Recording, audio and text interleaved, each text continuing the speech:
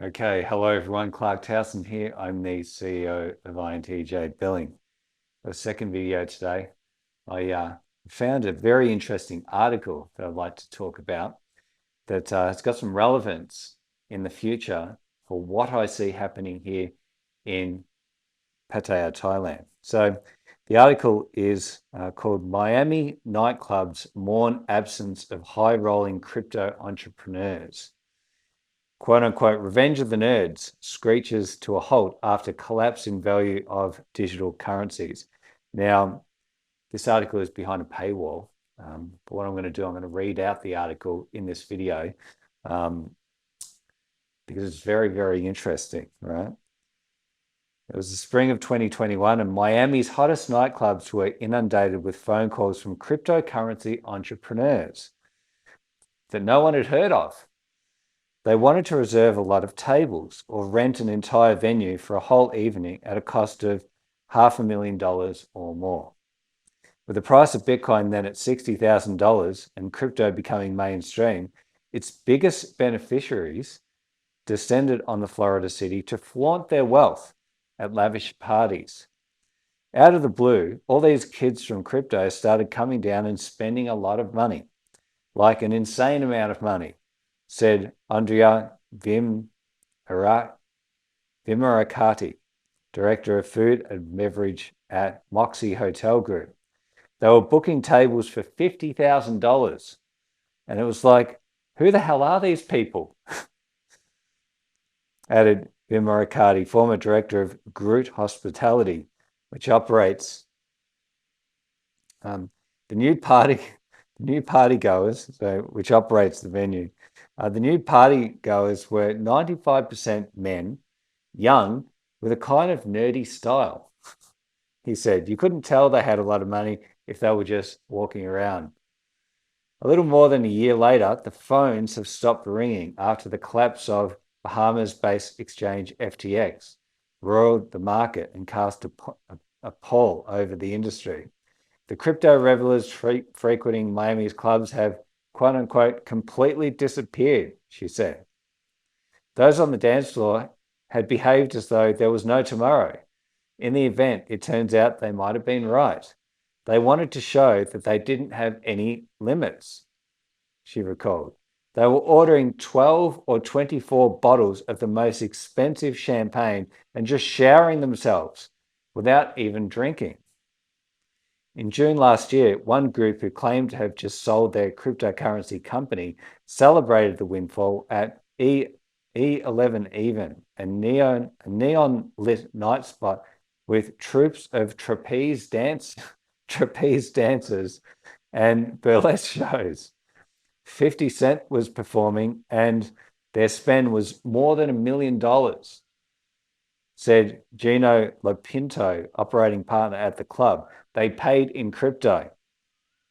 Lopinto recalled they had bathtubs of champagne brought out and gave 50 Cent, that's the rapper, a bunch of cash to throw. E11 Even started, this is interesting, E11 Even started accepting payment in cryptocurrency in April 2021. The club processed more than $6 million, $6 million worth of crypto transactions last year. But in the past 3 months, the club has processed less than $10,000. A monster, huge fall, he said. The crypto crowd were keen to boast about their newfound wealth, says Lopinto, who described how clientele would prove how rich they were by opening up their crypto wallets on their smartphones. You wouldn't normally show your bank account, but people do show their crypto wallets, he said. I've seen more crypto wallets in a year than I've seen bank accounts in a lifetime. The never-ending parties underscored Miami's status as the epicenter of the US cryptocurrency industry. Florida's low taxes were a big draw, as were less onerous COVID-19 restrictions that turned the city into a magnet for revelers. In March 2021, FTX paid $135 million to secure 19 years of naming rights for the arena, where basketball team Miami Heat played. In June 2021, the Bitcoin conference was held in Miami after relocating from Los Angeles. Miami's club operators have always been able to rely on a few big weekends, such as Art Basel, Music Festival Ultra, and New Year's Eve. But for the past 2 years, attendees at Bitcoin events have demanded as many tables and in some instances have bought out entire venues to throw private parties. On the bigger crypto weekends, the groups coming in for private buyouts were these young tech guys, said Alan Roth, owner of Rosa Sky Rooftop Lounge. A buyout costs anywhere from 20% to 50% more than we would make on a normal night. Crypto money had flooded into other parts of Miami's luxury scene too. They bought big houses for $25 million plus. They rented big yachts. They had money and they were spending it lavishly, said Brett Harris, executive director of luxury sales at real estate firm Douglas Elliman. They were buying big houses in cash, no financing, converting Bitcoin into cash to buy. It was revenge of the nerds, said Harris, adding that crypto entrepreneurs wanted to buy properties for entertaining with home movie cinemas and water features. Michael Simpkins, chief executive of E11's cryptocurrency operation in Miami, said, the money came rather quickly for a lot of them, and it's easy to spend it when it comes quickly. Roth was hopeful that the latest source of demand for Miami's luxury lifestyle will return. I don't think the crypto market is going to fold and be done. Yeah, interesting. It's like the regular market. It goes up and down. I don't get the sense that they're afraid. Not everyone agrees. We don't think they're coming back, Yamura Cardi said. What an interesting article, hey? Miami, nightclubs, entertainment, crypto entrepreneurs, market, when it hit an all-time high, they were spending lavishly, right? Now, a lot of these people wouldn't just be Bitcoin people. A lot of these people would be what Bitcoin people like me refer to as shitcoiners, altcoin speculators who, in a rising market, okay, these altcoin speculators, a couple of them have been clients of mine, and some I've refused to provide services to because of again my business was providing cryptocurrency consulting services specifically with Bitcoin and trying to advise people to stay away from these shit coins, right? But that doesn't mean that you can't get rich with these altcoins. Probability is you won't, but for some of the people who actually do against the odds, right, manage to make a lot of money in these altcoins, right? These are the types of people I suspect who would have been spending this type of big money in Miami when the market hit a ridiculous high, right? So what are the lessons here in Pattaya, Thailand? Well, in the future, next market high, and remember, Bitcoin goes through cycles, the cryptocurrency market goes through cycles as well. And Bitcoin usually has 1-2 really good years, and then third year, bang, it comes down. If you look at how crypto or how Bitcoin, in terms of when the block reward halving occurs, okay, that's every 4 years. The amount of money that's rewarded to the miners is cut in half. So we tend to have these big parabolic rises during that time period. Now, we're going to have another time like that, of course, in the future. We'll look back on these videos and say, hey, 2022, right? This particular article, this is like, you want to call it a canary in the coal mine? No, canary in the coal mine is when something bad happens because the canary dies, right? So we won't call it that. We'll call this gifted insight, perhaps, speculating on something that is probable to occur in the near future, right?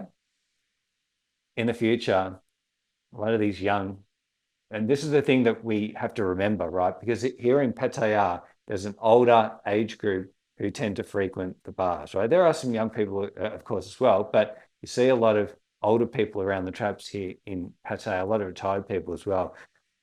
It still is a party town. It still does attract a lot of young people. Some of these tech entrepreneurs and some of these guys who get rich with crypto, whether it's with Bitcoin or with other with altcoins, they're going to wash up here at some point in time, and they're going to want to party, and they're going to want to spend that money in the bars, right? Now, the service that I'm pioneering is specifically for remittance payments from guys like that to the girls that they meet in the Pattaya bars here. However, having said that, it might be prudent. It might be prudent to think about, all right, I'm here, I'm providing a set of services anyway that's catering to the bar industry specifically. I'm using BTC Pay Server anyway for the remittance payments. It wouldn't be a stretch to utilize the same technology like I utilized back in Melbourne, Australia, which I set up for pride of our Footscray community bar, and nobody used it for a whole year. Nobody has paid with Bitcoin for a whole year at the bar, right? So we're a year ahead. Even though the time frame when I implemented that server, it was very similar time frame to what happened here in Miami, but Pride Bar didn't really attract this kind of clientele. But over here in Pattaya, we do get, if you look at some of the names of the bars, right? Hero Bar, God's Bar. You have a lot of these bar names after people who come here, the 2-week millionaires, and behave like they're all rich, they're all successful, they own multiple houses, multiple businesses, this, that, and the other, right? Some of those clientele, right? I can see it happening now. At some point, they're going to wash up here in Pattaya. It'll be a ridiculous market high. They'll have a heap of Bitcoin and altcoins to spend. We implement BTC Pay Server. We anticipate this. We're ready for it. And when they do wash up here, they're going to say, do you accept crypto payments? And we can say, yes, we do, but it has to be in Bitcoin. Now, if they've got all these crappy altcoins, but they've made a lot of money on them anyway, it's very easy for them to convert that to Bitcoin and make a payment, right? So it might be prudent to start thinking about BTC Pay Server, like what I set up for Pride Bar. So you can sell drinks in return for Bitcoin via the Lightning Network, right?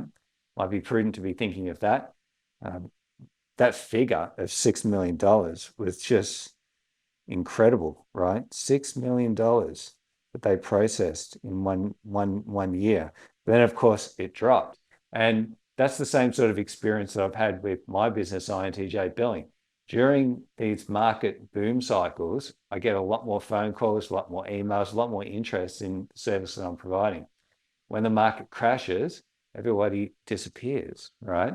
And that's, like, I've noticed that in the 5 or so years that I've been operating this business, consulting with people, right? So yeah, that's just a really interesting article. Revenge of the Nerds screeches to a halt after collapse in value of digital currencies. Yeah, I think this is an important article to note, right? It's an important article to note, to keep in mind, right? Because that is an extraordinary amount of money. And if we're thinking about Soy6 as a whole, and to remember that Bitcoin still hasn't had its quote unquote Netscape moment where a piece of technology comes in that makes it so easy to use and it becomes ubiquitous and everybody's able to use it very simply and easily. At some point when that occurs, we will be ready because we'll have all the back-end technology already set up. So not only, right, the work that I'm proposing we do in Soy6, we set up all the bar girls with Bitcoin wallets so they can accept cryptocurrency for remittance payments, or they could even accept that in person, right, at the bar. They can easily shine up their QR code on their phone, and one of these crypto bros can easily send Bitcoin to them. So the remittance payments, the in-person stuff, plus being able to sell drinks in return for Bitcoin, bar fines as well. All this is possible, right? So yeah, note this article, note this article carefully because I think it's a very, very interesting one. It just come out November 26th, 2022. Miami nightclubs, Miami Party Central, Pattaya Party Central, clubs, bars, sexy women, sexy women who are available for sex here in comparison to perhaps Miami. Um, yeah, keep it in mind. All right. All the best, everyone. I'm Clarke Towson, CEO of INDJ Billing.